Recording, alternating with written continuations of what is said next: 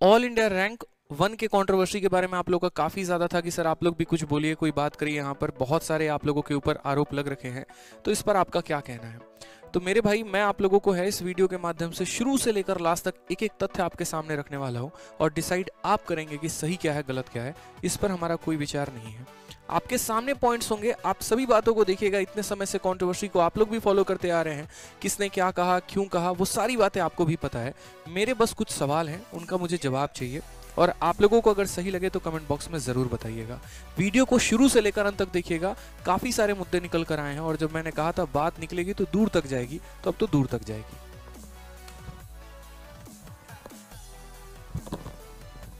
सबसे पहला पॉइंट तो सर आपने अपनी वीडियो में कहा था कि थार से करप्शन होता है। सर थार एक अनाउंसमेंट थी बच्चे को मोटिवेट करने के लिए, ताकि एक बच्चा रैंक का सपना देख करके वो थोड़ी ज्यादा मेहनत करे ताकि वो ज्यादा बढ़े। लेकिन 15 लाख से होता करप्शन, जो आपने बंद कमरे में किया। अनाउंसमेंट और जो ओपनली अनाउंसमेंट होती है ना, वो गिफ्ट के तौर पे होती है, पूरी दुनिया जानती है। लेकिन जो बंद कमरे में होती है वो डीलिंग होती है, जो आप जानते हो। जो आपने किया वो आप यही सिखा रहे हो कि 15 लाख में किस तरीके से रैंक खरीदी जाती है और किस तरीके से आपकी ये बात निकल करके आई। ये आपने गलत किया है। और ये जो थार वाली कंट्रोवर्सी आपने जो बना दी, हमने जो अनाउंसमेंट उस टाइम की थी, उस टाइम सिर्फ एक बच्चे को इसलिए की थी कि एक बच्चा मोटिवेट होकर के थोड़ी ज्यादा मेहनत कर ले, ताकि ज्यादा मेहनत करके वो पढ़ाई ज्यादा कर ले, बस। और ओपनली की है तो इट मींस वो एक गिफ्ट के तौर पे है। लेकिन आप तो बंद कमरे में क्या कर रहे हो?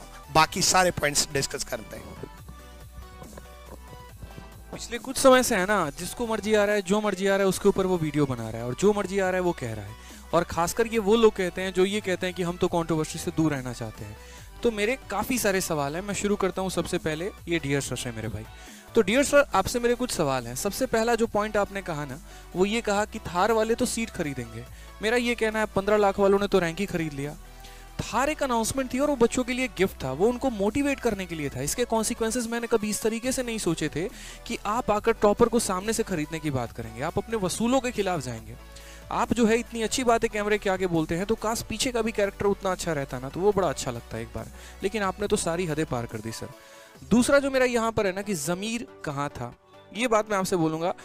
जब वो टॉपर आपके क्लास में आया और जब उसने ये कहा, आपने पूछा उससे कि ऑल इंडिया रैंक में तुमने CSSC क्यों लिया, कोई और पोस्ट क्यों नहीं लिया, उसने ये कहा कि सर मुझे आगे चल के UPSC की तैयारी करनी है।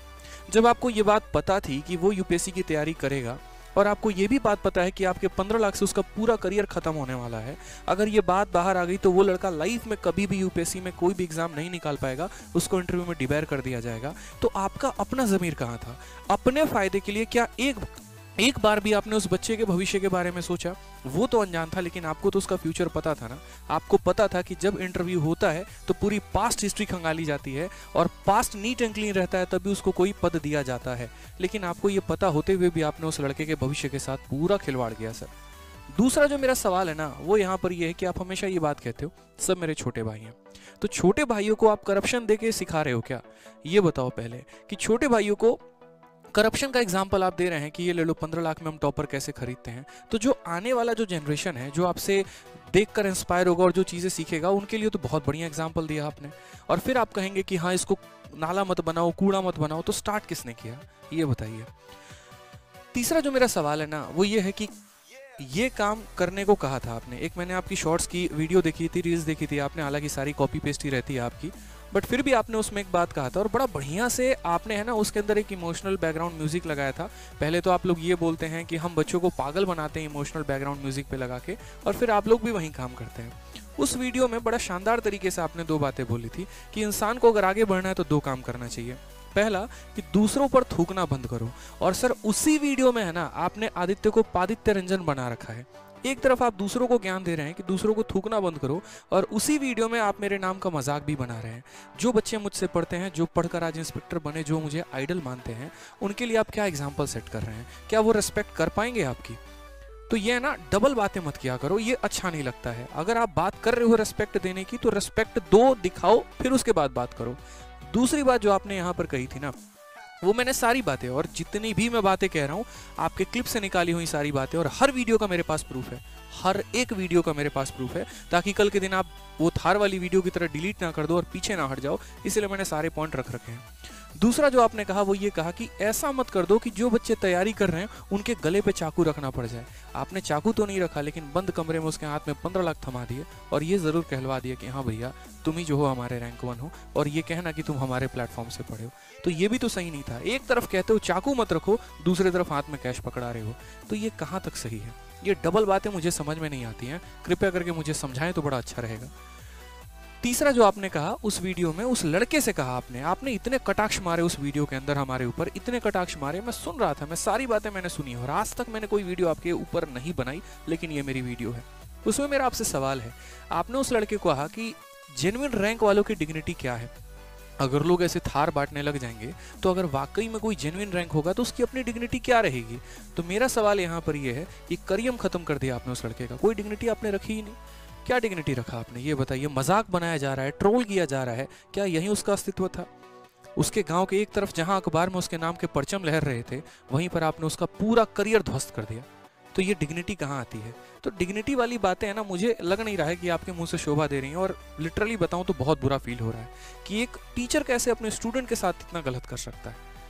चौथा जो मेरा है ना यहाँ पर ये बात कि फेक रैंक वालों को जूते से मार रहे थे आप। तो आपने एक वीडियो में कहा कि कल के दिन अगर कोई फेक रैंक वाला मेरे पास आएगा ना तो मैं उसको जूते से मारूंगा।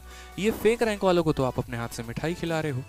तो ये सारी बातें ना मुझे समझ में नहीं आ रहा कि एक तरफ आप बोलते कुछ और हैं, दूसरी तरफ आप करते कुछ और हैं, और ये आपके क्लिप्स हैं। अगर आप बोलेंगे कॉपीराइट नहीं मारेंगे तो मैं एक तरफ ये वाली क्लिप और एक तरफ ये वाली क्लिप निकाल के दिखा भी सकता हूँ, कोई दिक्कत की बात नहीं है, ठीक है? क्योंकि आपकी टीम बहुत एक्टिव है ना, गलत बातों पर जल्दी कॉपीराइट मार देती है और लोगों को गुमराह करना भी बहुत जल्दी आता है आपको। कुछ भी बरगला लेंगे और दुनिया को बोल देंगे यही सत्य है देखो। क्योंकि ऐसा भी है कि 100 झूठ को अगर कह दिया जाए ना, एक झूठ को 100 बार कह दिया जाए तो वो सच तो बन ही जाता है, चाहे कुछ भी कह लो, क्या फर्क पड़ता है?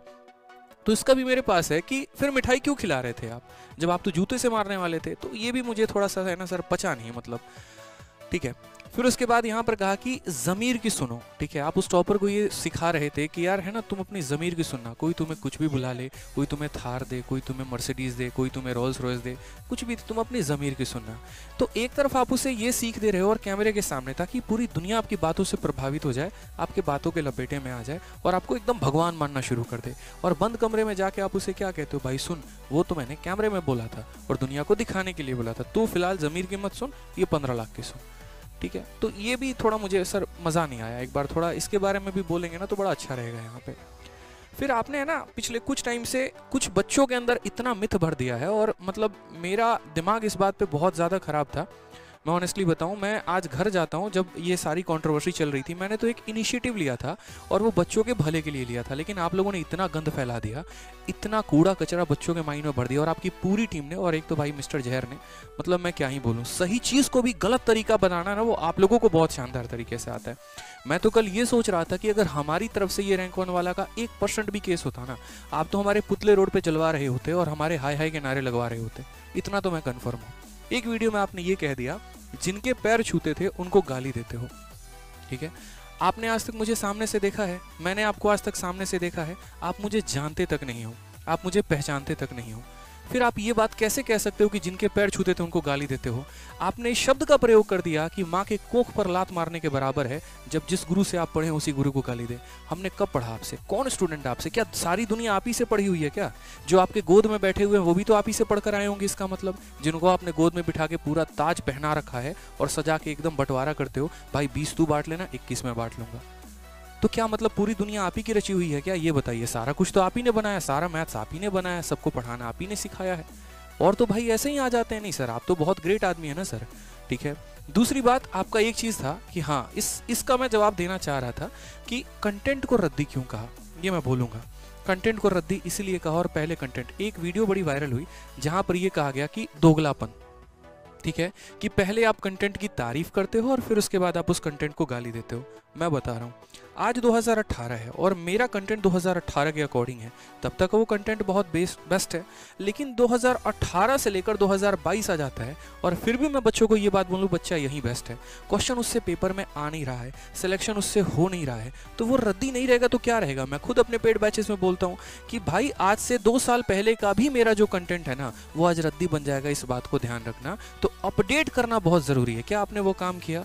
आपने तो खुद ये वीडियो में एक्सेप्ट किया कि मैं चैलेंज की वजह से पढ़ाने आया हूँ, नहीं तो मैंने पढ़ाना छोड़ दिया था। तो जब आप ये बात जान रहे हैं कि आपने पढ़ाना छोड़ दिया, जब आपको पता है कि एसएससी में क्या हो रहा है क्या नहीं हो रहा है, आपको उसके कंटेंट से कोई मतलब नहीं है, तो कोई क्यों नोट्स पढ़ेगा। चलिए, मैं तो इस कंटेंट को रद्दी बोल रहा हूँ, बाकी दुनिया क्या कह रही है ये तो सोचिए। कितने लाइब्रेरी में आप अपने क्लास नोट्स रखे हुए देखते हैं, कितने लाइब्रेरी में बच्चे आपकी किताबें पढ़ते हैं, बताइए। तो इस बात पर आपको बहुत ज़्यादा ही हर्ट हो गया और मेरे बारे में क्या क्या प्रेडिक्ट कर दिया गया। आज के समय जो किताब बेस्ट है, प्रीवियस ईयर की किताब बेस्ट है, तो भाई वो बेस्ट है। लेकिन अगर कल के दिन भी वो कंपनी अपने आप को अपडेट ना करे तो कोई भी क्या बोलेगा, यार मत लगाओ, इरेलीवेंट देते हैं। कोई भी मॉक टेस्ट है, अगर वो अपने आप में बढ़िया कंटेंट दे रही है तो सारे टॉपर मिलकर उसका गुणगान गाते हैं क्योंकि उनको फायदा होता है। लेकिन 5 साल के बाद तक भी वो कंटेंट अगर अपने आप में अपडेट ना की जाए तो वो रद्दी के अलावा और क्या रहेगी। तो इस बात पर मैं आज भी अडिग हूं कि जो मैंने कहा था वो मैंने सही कहा था और इसमें कोई दोगलापन नहीं है।